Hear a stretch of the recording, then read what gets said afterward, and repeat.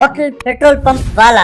अरकू नाम का एक गांव था। वो गांव एक घाटी में था और चारों ओर से पहाड़ों से ढका हुआ था। वहाँ काफी ठंड होती थी और इसीलिए लोग वहाँ पर टूरिस्ट बनकर आते थे और आसपास के इलाके वाले लोग अपने अपने बाइकों में वहाँ पहुँचते थे।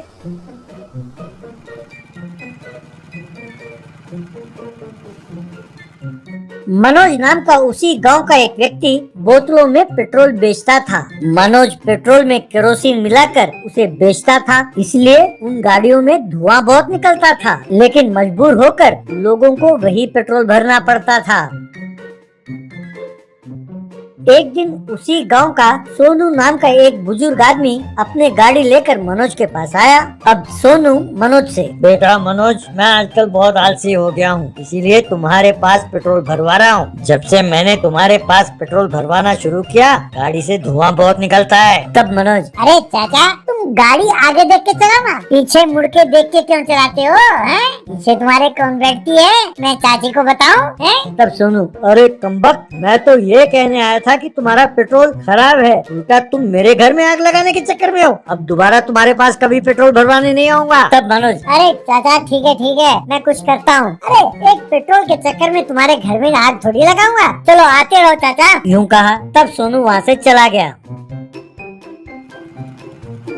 एक दिन उसी गांव का मैकेनिक जिम्बो मनोज के पास आया। जिम्बो मनोज से, अरे मनोज, कितने दिन तुम यूं ही पेट्रोल में केरोसिन मिलाकर बेचते रहोगे? ऐसी छोटी मोटी चोरियां क्यों करते हो? मेरे पास एक बहुत बड़ी आइडिया है। तुम्हारे पास पेट्रोल भरवाने जो आते हैं, उन गाड़ियों में केरोसिन की जगह डीजल मिलाकर बेचो। बस ऐसा करने से सारी गाड़ियाँ बहुत जल्द बंद हो जाएंगी। तब वे सारी गाड़ियाँ मेरे ही पास आएंगी। यूँ उन गाड़ियों को रीबोर करना होगा ना।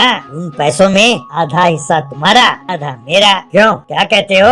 तब मनोज, अरे यार, मैं तो तुम्हें कुछ और ही समझा था। तुम तो भाई कलाकार हो, जादूगर। चलो ठीक है, अरे अपने पैसे बच जाएं, इससे बढ़िया और क्या होगा? इस तरह अगले दिन से मनोज पेट्रोल के साथ साथ थोड़ा थोड़ा डीजल मिलाकर बेचने लगा। इस तरह डीजल मिलाने के बाद वे गाड़ियाँ 1 घंटे में ही बंद हो जाती थी। तब लोग उन गाड़ियों को लेकर जिम्बो के पास आते थे। तब जिम्बो ये कहता कि गाड़ियों को रीबोर करना है और उनसे पैसे ऐंठता।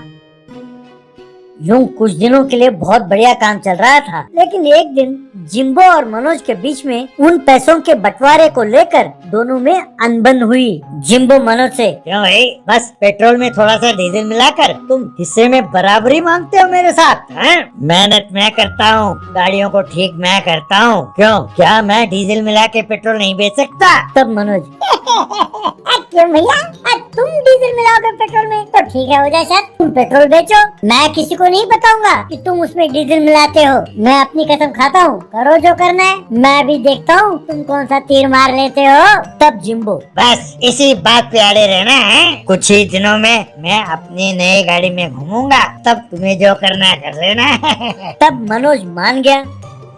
यूं अगले दिन से जो भी उसके पास आता था, उनको पेट्रोल में डीजल मिलाकर जिम्बो खुद बेचने लगा।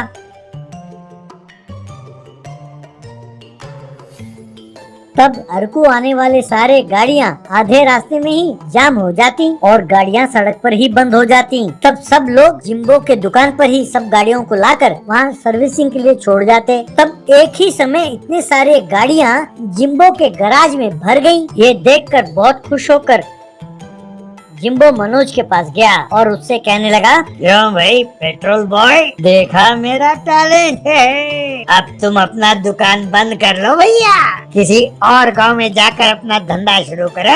तब मनोज, अरे पगले, जब तुम गाड़ी में बैठने की बात कर रहे थे तो मैंने सोचा पता नहीं क्या कह रहे हो, तुम पुलिस की गाड़ी में बैठने की बात कर रहे थे क्या?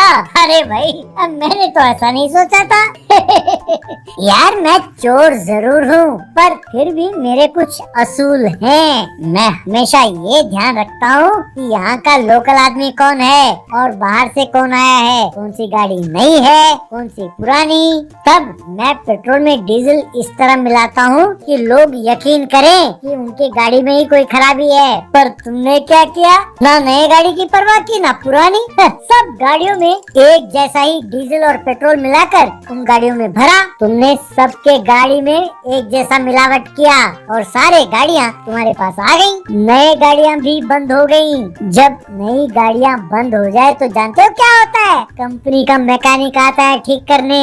वो पूरी गाड़ी को चेक करेगा और तुम्हारे डीजल मिलाने की कहानी सबको सुनाएगा। तब वो सोचेंगे उन्होंने ये पेट्रोल खरीदा किसके पास, तब नाम आएगा तुम्हारा।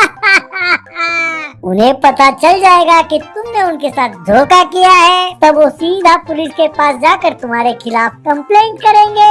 तब वो तुझ जैसे कमीने की खूब बढ़िया सेवा करेंगे। क्यों, मैंने ठीक कहा ना?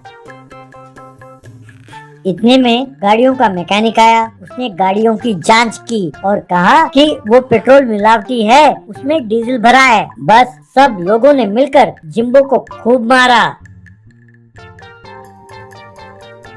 और उसे पुलिस के हवाले किया। ये देखकर मनोज हंसने लगा। बाद में पुलिस जिम्बो को जीप में बिठा कर। कहानी पसंद आया तो लाइक और सब्सक्राइब करें। ऐसी ही और कहानियाँ देखने के लिए हमारे चैनल को सब्सक्राइब करें और घंटी को दबाएं ताकि आपको हमारे नए वीडियो की जानकारी मिलती रहे। धन्यवाद और हमें सपोर्ट करने के लिए शुक्रिया।